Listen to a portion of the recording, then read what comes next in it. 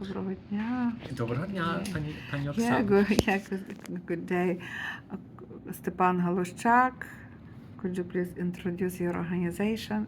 Thank you. My name is Stephen Haluszczak, and I am the president of the nonprofit organization Ukrainian Cultural and Humanitarian Institute, or UCHI for short. We founded UCHI in January of 2002, so we're entering our 22nd year of existence. And in the early days, we worked often with training programs of the United States government. One, for instance, was the U.S. Library of Congress program, Open World. And we hosted 7 delegations from Ukraine to help teach them about rule of law issues, working in open market economies, as well as building democratic structures. After that, our work focused on our archives project and other cultural aspects of our existence in the local Pittsburgh area. In March of last year, shortly after Russia's unprovoked war began in Ukraine, a group of concerned citizens in Pittsburgh, lawyers, representatives of local universities, nonprofits, local government officials, financiers, was very concerned and has created an organization called the Pittsburgh Ukrainian Relief Coalition, or PERC for short. At their first meeting on March 9th, they asked UCHI to be the fiduciary for a fund called the Ukrainian Humanitarian Relief Fund. Our board of directors agreed, and we embarked on an adventure, which was raising money and distributing funds to assist with humanitarian aid to Ukraine.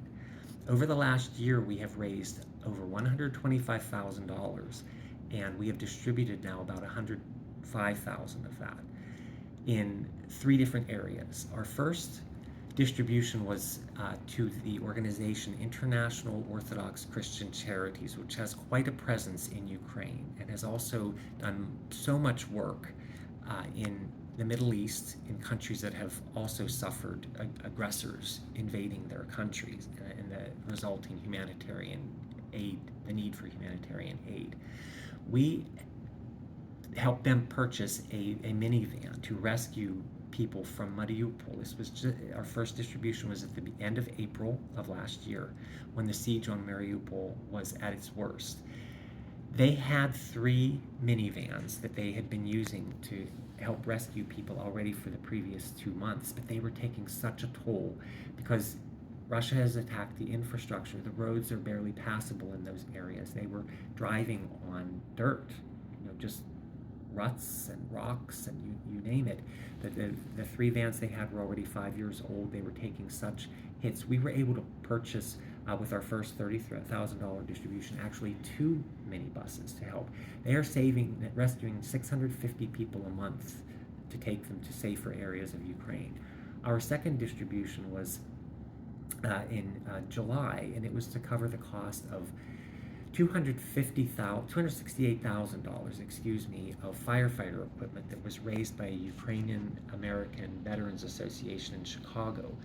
And we spent, I think, over $14,100 perhaps to ship that equipment to the fire department of Izium in the Kharkiv Oblast. It was under such relentless attack. Buildings were burning. And, the equipment that they had was not the best, and what they had was being used out. This was flame retardant, fire proof uniforms for the firefighters.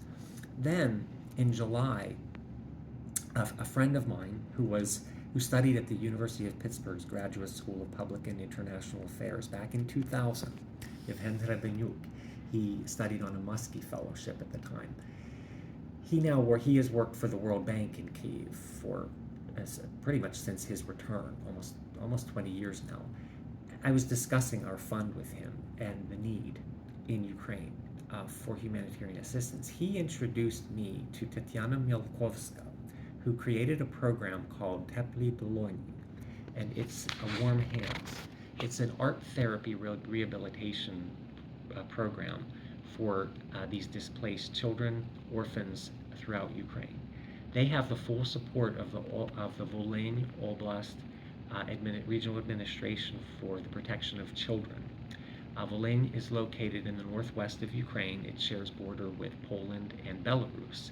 And the these camps are held on the premises of a former Soviet-era tuberculosis camp that the international relief organization Caritas purchased and redeveloped into an international